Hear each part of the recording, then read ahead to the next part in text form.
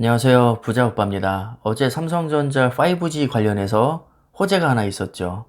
일본의 1, 2위 기업을 다 잡았다는 소식인데, 얼마 전에는 일본의 2위 통신사인 KDDI와 계약을 했었는데, 어제 짠 뉴스는 일본 1위 기업인 NTT 도코모와 계약을 했다는 소식이었습니다. 원래 NTT 도코모는 화웨이와 10년 넘게 계약을 했던 업체인데, 이번에 처음으로 삼성전자와 계약을 한 겁니다. 그래서 의미가 굉장히 크다고 할 수 있는데, 왜냐하면 통신 장비는 한번 계약을 하면 업체 바꾸는 게 쉽지 않거든요. 2020년 기준으로 글로벌 5G 통신 장비 시장 점유율을 보면 화웨이가 압도적으로 1위입니다. 그리고 에릭슨과 노키아가 그 뒤를 잇고 있고, 삼성전자와 GT는 점유율이 조금 떨어지죠.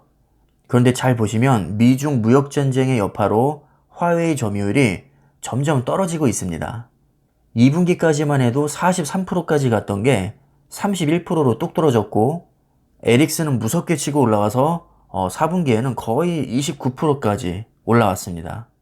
그래서 4분기만 놓고 보면 화웨이와 에릭슨이 3% 정도밖에 차이가 나지 않고 있고, 노키아가 18% 정도를 차지하고 있죠.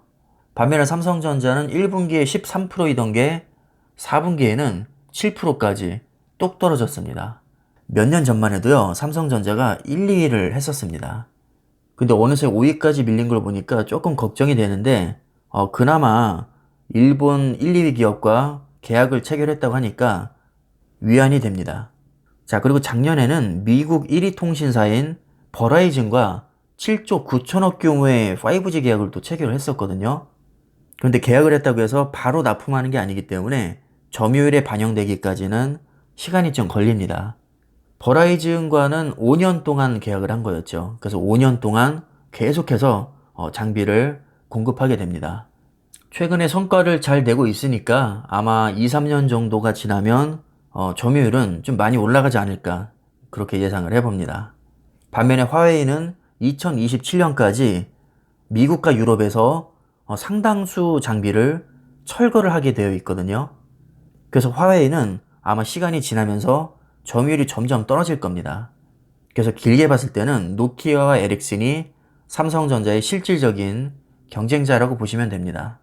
사실 삼성전자 하면 반도체나 스마트폰을 먼저 떠올리지 5G가 딱 떠오르진 않거든요. 근데 5G 통신 장비는 삼성전자에게 있어서 굉장히 중요한 사업입니다. 5G에서 G는 제너레이션의 약자죠. 이 통신 규격은 1세대부터 5세대까지 발전해오고 있는데 지금이 4세대에서 5세대로 넘어가는 상황입니다. 사물 인터넷이나 자율주행 그리고 스마트폰은 5G와 매우 밀접한 연관이 있습니다. 이 밖에도 5G와 연관된 많은 분야들이 있는데 우리가 상식적으로 생각을 해봐도 기술이 점점 발전할수록 무선의 비중이 높아집니다. 근데 지금 제 컴퓨터는 무선 인터넷이 아닌 유선 인터넷을 쓰고 있거든요. 이게 왜 그러냐면 아직도 무선은 유선을 따라가지 못하기 때문입니다. 5G가 나온 지가 한참이 되었지만 아직까지도 사실 취약점이 많기 때문에 그렇게까지 많이 보급이 되진 않았습니다. 의외로 우리가 스마트폰도 5G를 많이 사용하지 않죠. 음영 지역이 많고 제속도가 나오지 않기 때문입니다. 근데 분명한 것은 유력한 미래 먹거리 분야에서 5G는 아주 중요한 역할을 할 거라는 겁니다. 그래서 지금부터 빨리 선점을 해야 미래 먹거리를 창출할 수 있겠죠.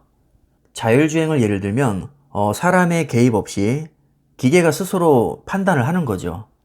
스스로 판단하기 위해서는 교통과 관련된 모든 데이터를 다 수집을 해야 됩니다. 그 데이터를 어떻게 받을까요? 5G 통신을 통해서 받습니다. 자율주행을 하다가 갑자기 앞에 장애물이 발생했는데 만약에 지연 시간이 너무 길면 사고 발생 가능성도 그만큼 높아지겠죠. 왜냐하면 지연 시간이란 것은 결국에는 반응 속도를 의미하는 거거든요. 근데 5G 특징을 보면 초저지연과 초고속 그리고 초연결의 특징이 있습니다. 초저지연은 말 그대로 지연 속도가 매우 낮다는 거죠. 지연 속도가 낮을수록 반응 속도는 빠르게 됩니다. 참고로 5G의 지연 속도는 일반적으로 1000분의 1초로 봅니다. 그리고 속도는 20기가 bps인데 1초에 20기가 비트를 전송할 수 있다는 겁니다. 이걸 바이트로 환산하면 8로 나눠야겠죠. 근데 일반적으로는 숫자가 커 보이게 하기 위해서 비트로 표기를 합니다. 어떻게 보면 이 업계의 상술이라고 할 수 있죠. 그리고 초연결은 1제곱킬로미터당 100만 개의 기기를 연결할 수 있다는 뜻입니다. 퍼지와 비교를 하면 지연 속도는 10분의 1 수준, 그리고 전송 속도는 20배, 연결 기기는 같은 거리당 10배가 많습니다. 그래서 우리가 자율주행하면 보통 반도체만 중요하다고 생각을 하는데 5G 없이는 자율주행은 불가능합니다.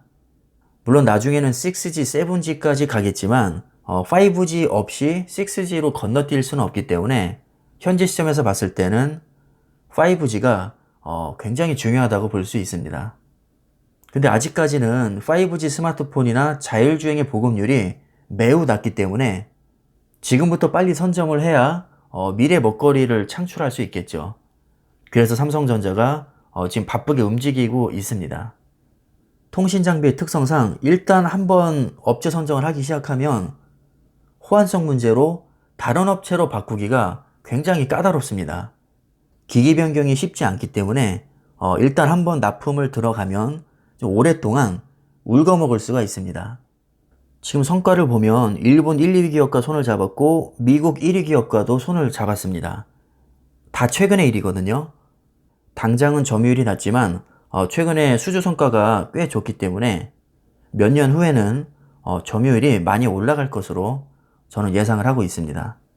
일단 몇 년 안에 2, 3위권까지 올라간 다음에 6G에서도 선점을 해서 최종적으로는 1위까지 올라가기를 한번 기대를 해보겠습니다.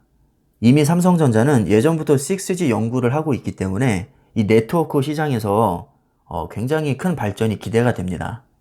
이 맛에 삼성전자에 투자를 합니다, 제가. 뭔가 기대를 하게 만드는 그런 요소들이 많이 있거든요. 잘 안 된다고 해도 뭐 크게 걱정이 안 되는 게 워낙에 많은 사업을 하고 있다 보니까 이게 어느 정도 해칭이 됩니다. 그러니까 삼성전자 한 종목에 투자를 해도 마치 여러 종목에 분산 투자를 하는 것 같은 그런 효과가 있죠. 사실 5G 네트워크 장비는 약간 사이드 개념입니다. 이게 폭망한다고 해서 뭐 주가가 그렇게 빠지지도 않을 거고 엄청 대박이 난다고 해서 크게 오르지도 않을 겁니다, 주가가. 그래서 반도체만큼 중요하진 않지만 그래도 삼성전자 투자자라면 5G 통신 장비 사업도 관심 있게 지켜보시면 좋을 것 같습니다. 자, 그럼 오늘 영상은 이쯤에서 마무리를 하겠습니다. 감사합니다.